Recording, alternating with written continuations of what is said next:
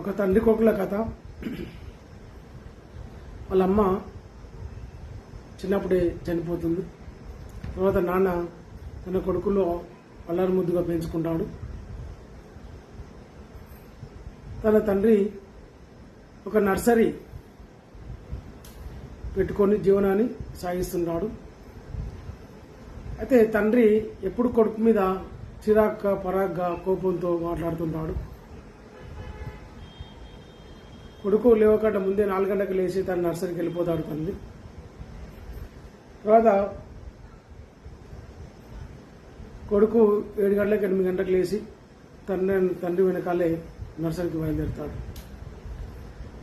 అయితే తండ్రి, అరే ఆ గేట్ పెట్టి రావచ్చుగా లోపలికి, చూడు నువ్వు గేటు పెట్టి రాలేదు, మేకలు పసులు వచ్చి ఆ మొక్కలను తినేసినాయి అని కోపడతాడు. తర్వాత ఆ నల్ల నీళ్ళు చూడు వేస్ట్గా పోతున్నాయి, ఆ నీళ్ళు మొక్కలు కొట్టచ్చు కదా, చూసుకుంటున్నట్లే వెళ్ళిపోతున్నావు. అలాగే అక్కడ న్యూస్ పేపర్ పడింది టేబుల్ పైన, అది గాలికి చెల్లా చెదరగా వెళ్ళిపోతుంది, అని సర్ది దాని విధానం బరుగు పెట్టచ్చు కదా అని ఈ విధంగా తన కొడుకును చిన్నదానికి పెద్దదానికి ఎప్పుడు ఏదో ఒకటి అంటుంటూ ఉంటాడు.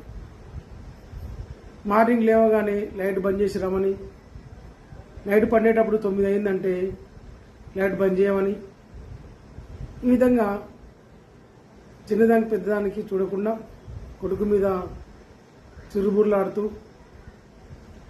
ఏదో ఒకటి అంటూనే ఉంటాడు. తండ్రి అనే మాటలకు కొడుకు కోపం వస్తుంది కాబట్టి ఏమనలేకపోతాడు.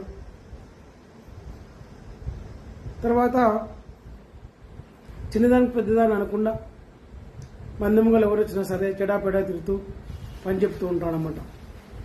అట్లా చేస్తున్నాక ఒకరోజు అతనికి బాగా చిరాకు వచ్చి కొడుకుకు, ఏ రోజైనా జాబ్ రాలేకపోతుందా, జాబ్ వచ్చిన తర్వాత మా నాయన విడిచిపెట్టి దూరంగా వెళ్ళి ఏదైనా ప్రశాంతంగా హాయిగా జీవితాన్ని ఆస్వాదించాలని తను ఎప్పుడు అనుకుంటూ ఉంటాడనమాట. ఆ తరుణంలోనే అతనికి ఒక మంచి కంపెనీలో జాబ్ కోసానికి ఇంటికి కాల్ లెటర్ వస్తుంది, ఒక ఫోన్ వస్తుంది. అట్లాగనే అప్పుడు తను కంపెనీలో జాబ్ చేయడానికి బయలుదేరుతాడు. తేరే ముందు నాన్న చెప్తాడు, నాన్న నాకు జాబ్ వచ్చింది, రేపు ఇంటర్వ్యూ ఉంది, నేను వెళ్తాను అని చెప్తాడు. అప్పుడు నాన్న ఇంట్లో తీసుకుపోయి కూర్చోబెట్టి, చూడు నాన్న, నీకు వచ్చినా రాకపోయినా సరే వాళ్ళు చెప్పిన సమాధానానికి ప్రశ్నకు నువ్వు నిదానంగా ప్రశాంతంగా జవాబు చెప్పు, చిదరించుకోకు, కోపగించుకోకు. నీకు వస్తేనేమో సరే, రాకున్నా సరే నీకు ఏది వస్తే అదే చెప్పు. ప్రశాంతంగా నీట్గా నిర్మలంగా నీ యొక్క అడావుడి లేకుండా స్ట్రేట్గా కూర్చొని మంచిగా సక్సెస్ అయి జాబ్ చూసుకొని వచ్చేసాను చెప్తాను. ఇక నానా వాటలు చెవున పెట్టుకుంటూ వెళ్ళిపోతాడనమాట. ఇంటర్వ్యూకి వెళ్ళి ఆఫీస్కి వెళ్ళేసరికి అక్కడ గేటు తెరిచి ఉంటుంది. అరే ఇంత పెద్ద ఆఫీస్ గేటు తెరిచింది ఏంది అని ఆ గేటు పెట్టుకుంటూ నిదానంగా ఎలాంటి శబ్దం లేకుండా ఆ గేట్ దగ్గరికి ఎట్టి వెళ్ళిపోతుంటాడు అనమాట. అయితే లోపలికి వెళ్తా ఉంటే చెట్ల మొక్కలు చిద్రభద్రంగా ఉంటాయి. అక్కడ పెరట్లో ఉన్నటువంటి ఆ మొక్కలను ప్రశాంతంగా లైన్లో పెట్టి అందమైన పూలు వికసిస్తూ మంచి వాసన వెదజల్లుతున్నాయి ఆ యొక్క మొక్కలు. అక్కడ వెళ్ళి చూసేసరికి కొద్ది దూరంలో ఆ ట్యాబ్ నల్ల ఆన్ చేసి నీళ్ళు గారిపోతూ ఉన్నాయి. అరే నీళ్ళు వేస్ట్ అయిపోతున్నాయి కదా అని అప్పుడు ఆ ట్యాబ్ దగ్గరికి వెళ్ళి ట్యాబ్ బంద్ చేసి ఆ ట్యాబ్ దగ్గర ఉన్న పైపును కనెక్షన్ ఇచ్చి ఆ మొక్కలకు నీళ్లు పెడుతున్నాడు. అప్పుడు ఆ నీళ్ళు ఆ మొక్కలు తడుపుకుంటూ వెళ్తుంది. అయితే ఆ నల్ల నుంచి సైడ్కి వెళ్ళిన నీళ్ళ నుంచి కొంచెం మట్టిలోకి ఆ నీళ్లు వెళ్ళేసరికి కొంతమంది ఆ గేట్ నుంచి ఇంటర్వ్యూకి వెళ్తారు కాబట్టి వాళ్ళు ఆ నీళ్లను తొక్కి ఆ బురద మట్టి తొక్కి లోపలికి వెళ్ళిపోతూ ఉంటే ఆఫీస్ అంతా మట్టితో కూడుకొని ఉంటుంది. అప్పుడు అతడు ఆ యొక్క నీళ్లు ఆ చెట్లకు వదిలి అక్కడ ఉన్న బురదంతా ఆ నీళ్ళతో కొట్టి రబ్బర్తో మొత్తం నీళ్ళు గుంజేసి వాటర్ సాగు చేసి అదే వెళ్ళిపోతాడు లోపలికి. వెళ్ళిన తర్వాత రూమ్లోకి వెళ్తుంటే రూమ్ ముందర ఉన్నటువంటి ఆఫీస్ ముందర ఉంటే ఆ మ్యాట్ కాళ్ళ కింద మ్యాట్ చిన్నపరంగా వేసి దుమ్ము దురుంటుంది. వాటిని మంచిగా దులిపి ఆ డోర్ పక్కన వేసి లోపలికి వెళ్తాడు. లోపలికి వెళ్ళేసరికి పైన ఆఫీస్ ఉంటుంది, కింద మొత్తం ఎవరు కనిపించరు, కానీ అంతటా లైట్లు ఫ్యాన్లు వేసి ఉంటాయి. అప్పుడు అక్కడ వెళ్ళి ఫ్యాన్లు లైట్లు అన్ని బంద్ చేసి ఆ మెట్లు ఎక్కి పైకి ఆఫీస్కి వెళ్ళిపోతారు అన్నమాట. వెళ్ళిపోయిన తర్వాత అందరూ నిదానం లైన్లో కూర్చొని ఉంటారు. ఇంటర్వ్యూకి వచ్చిన విద్యార్థులందరూ తనుగుణంగా ఒక సైడ్కు కుర్చీలో కూర్చుంటాడు. ఆ వచ్చిన వాళ్ళతో అందరితో మర్యాదగా మాట్లాడతాడు అన్నమాట. తర్వాత అక్కడ వాళ్ళ ముందు ఒక టేబుల్ పైన న్యూస్ పేపర్ గాలి కొట్టుకుపోతుంటాయి ఫ్యాన్కు. ఎవరు ఆ పేపర్ పట్టించుకోరు ఇంటర్వ్యూకి వచ్చిన విద్యార్థులు. తను మాత్రం ఆ పేపర్ లైన్లో పెట్టి దానిపైన చిన్న బరువు పెట్టి మళ్ళీ లైన్లో కూర్చున్నామన్నమాట. అట్లా ఇంటర్వ్యూ జరుగుతుంటుంది. అందరూ అయిపోయేసరికి చివరికి ఇతని పేరు వస్తామని ఇంటర్వ్యూకి వెళ్ళడానికి. వెళ్ళిన తర్వాత ఆ ఇంటర్వ్యూ చేసే అధికారి ముందు కుర్చీలో కూర్చుంటాడు.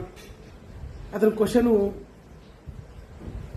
అడిగే లోపే ఇతను కూర్చునేసరికి కుర్చీలో నీకు జాబ్ వచ్చేస్తున్నా అని చెప్తానమాట.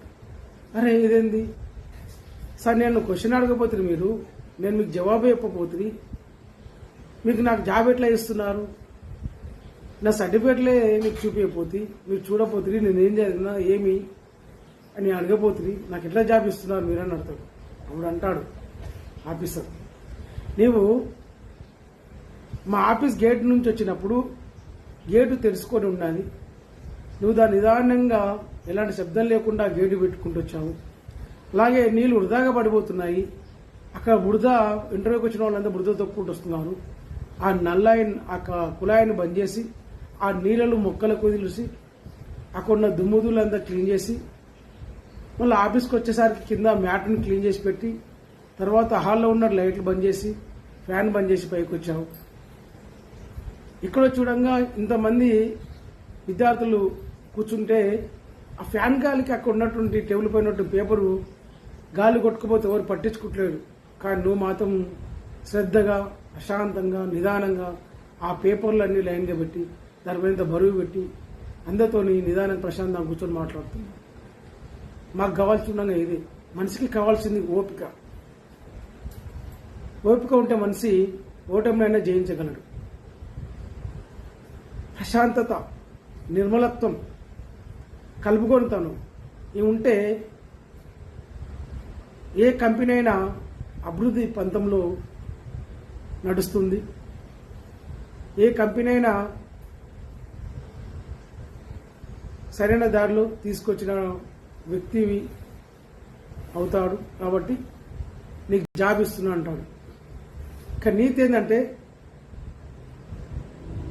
ముందు తన తండ్రి ఏ పని చెప్పినా కోపగించుకొని చేసేవాడు.